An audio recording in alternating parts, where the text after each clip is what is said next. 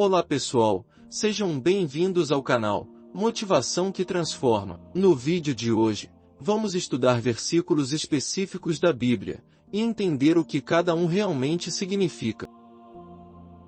Mas antes de irmos ao vídeo, se inscreva, para que possamos continuar produzindo cada vez mais vídeos. O propósito deste vídeo é mergulhar em algumas passagens bíblicas, explicando o significado profundo por trás de cada versículo, e como isso pode enriquecer nosso entendimento. Prepare-se para um estudo profundo. Salmo 23, versículo 1. O Senhor é o meu pastor e nada me faltará. Explicação. O Salmo 23 começa com uma afirmação, que é tanto uma expressão de confiança, quanto uma declaração de fé. Quando Davi diz, o Senhor é o meu pastor, ele faz referência a Deus, como aquele que cuida de nós, assim como um pastor cuida de suas ovelhas. Esta metáfora nos fala de orientação, proteção e cuidado. A segunda parte, nada me faltará, é uma confiança plena na provisão de Deus. Não significa que não enfrentaremos dificuldades ou carências, mas sim que Deus nos sustenta em todas as circunstâncias. O contexto de Davi, que era um pastor antes de se tornar rei, traz mais peso para essa metáfora, pois ele sabia o que significava ser um bom pastor. Para ele, Deus era aquele que jamais falharia com suas promessas.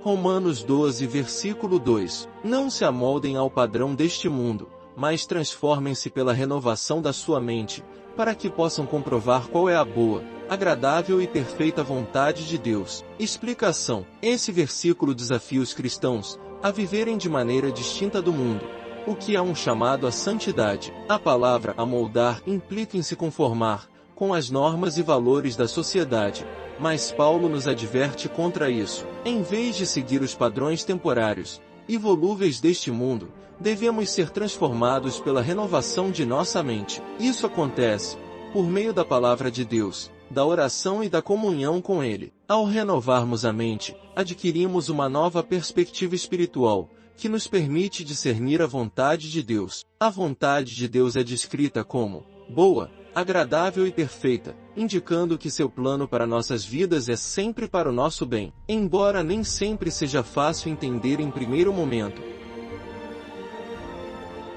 Isaías 40, versículo 31. Mas os que esperam no Senhor renovarão as suas forças, subirão com asas como águias, correrão, e não se cansarão, andarão, e não se fatigarão. Explicação. Este versículo é um belo retrato da renovação espiritual que Deus oferece àqueles que esperam nele. A palavra esperar aqui não é passiva, mas ativa, significando confiar plenamente em Deus, depender dele e buscar sua presença continuamente. A metáfora das águias subindo aos céus é uma imagem de força e vigor sobrenatural. Para o povo de Israel, que estava enfrentando dificuldades e cativeiro, este versículo era uma promessa de restauração e vigor renovado, independentemente da exaustão que pudessem estar enfrentando. Espiritualmente, isso nos lembra que em Deus encontramos o poder para superar os desafios da vida, e não precisamos confiar em nossa própria força.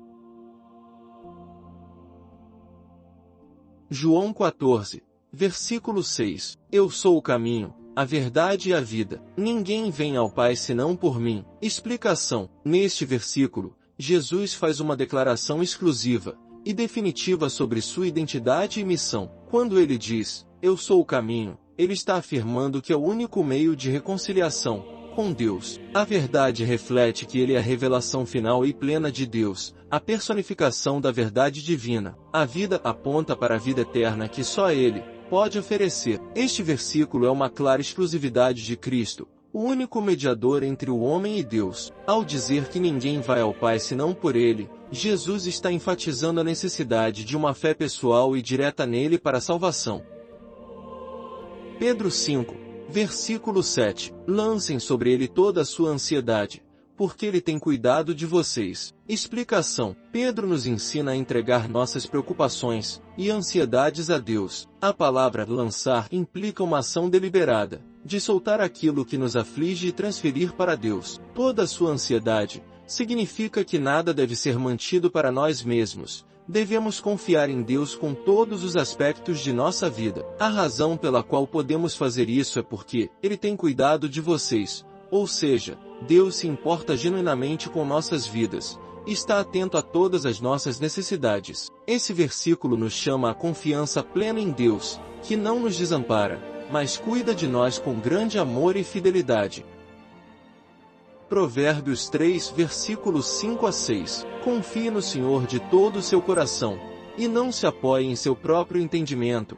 Reconheça em todos os seus caminhos, e Ele endireitará as suas veredas. Explicação: este versículo é um dos pilares da sabedoria bíblica, refletindo a confiança plena em Deus. O coração, aqui simboliza o centro das nossas decisões e desejos, o que nos orienta. Confiar de todo o coração significa entregar nossos pensamentos, ações e vontades a Deus. Não se apoie em seu próprio entendimento, nos alerta contra a soberba humana, de achar que sabemos o que é melhor para nós. Ao contrário, a verdadeira sabedoria é reconhecer nossa limitação e buscar direção divina. O endireitar as veredas é a promessa de que Deus guiará o caminho de quem o busca sinceramente, com a confiança de que Ele sabe o que é melhor para nós, mesmo quando não entendemos tudo. O versículo chama a rendição do controle, aceitando que somente Deus pode nos guiar perfeitamente.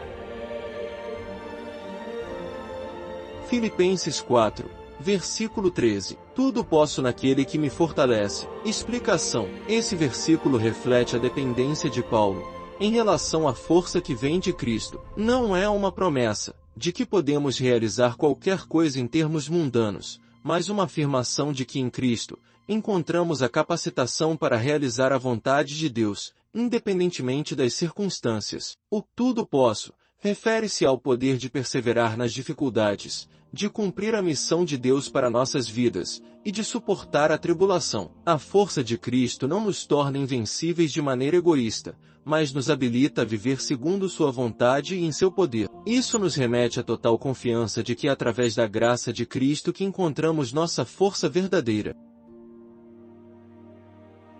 Jeremias 29, versículo 11. Porque sou eu, que conheço os planos que tenho para vocês, diz o Senhor, planos de fazê-los prosperar, e não de lhes causar dano, planos de lhes dar esperança e um futuro. Explicação: este versículo vem no contexto da carta de Jeremias aos exilados de Israel. Quando o povo estava em cativeiro, longe de sua terra, eles enfrentavam desesperança. Deus os lembra que, apesar das circunstâncias, Ele ainda tinha um plano soberano para eles. Esse versículo não é uma promessa de prosperidade material, mas sim de restaurar o propósito de vida. Prosperar aqui se refere a um bem-estar espiritual e a uma relação restaurada com Deus. A esperança e o futuro que Deus oferece não são apenas temporais, mas eternos. Deus está afirmando sua soberania sobre todas as situações e garantindo que, mesmo na adversidade, Ele tem um plano que está além da compreensão humana. O versículo aponta para a segurança no plano de Deus, independente do sofrimento presente.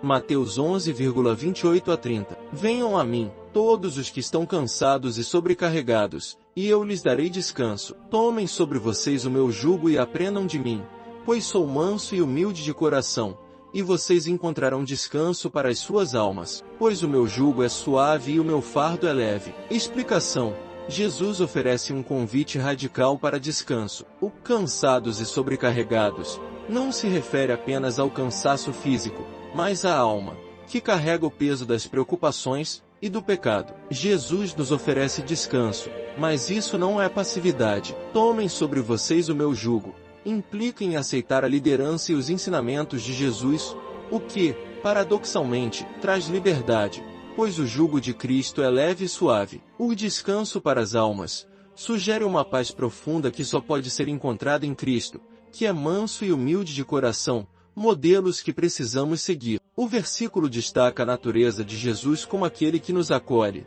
sem peso ou condenação, oferecendo-nos uma nova forma de viver. Romanos 8, versículo 28. Sabemos que Deus faz todas as coisas cooperarem para o bem daqueles que o amam, dos que foram chamados segundo o seu propósito. Explicação: esse versículo é uma das afirmações mais consoladoras para o cristão. Deus faz todas as coisas cooperarem. Significa que, mesmo nas dificuldades, Deus está trabalhando ativamente em nosso favor, para o nosso bem espiritual e eterno. Esse bem não é sempre fácil ou confortável, mas é aquilo que é necessário para o nosso crescimento em Cristo. O versículo também fala do propósito de Deus para nossas vidas, que é nos transformar à imagem de Cristo. Cada situação que enfrentamos é parte de um plano maior. Hoje, exploramos versículos fundamentais que nos ensinam sobre a confiança em Deus, a transformação espiritual e a unicidade de Cristo. Ao aprofundarmos o entendimento dessas passagens, somos chamados a viver com mais fé, confiança e um entendimento renovado sobre a vontade de Deus para nossas vidas. Espero que você tenha encontrado clareza e encorajamento nestas explicações. Se você gostou deste vídeo, não se esqueça de deixar seu like, compartilhar com amigos e se inscrever para mais conteúdos de estudo bíblico. Que Deus abençoe sua caminhada com Ele. E até o próximo vídeo.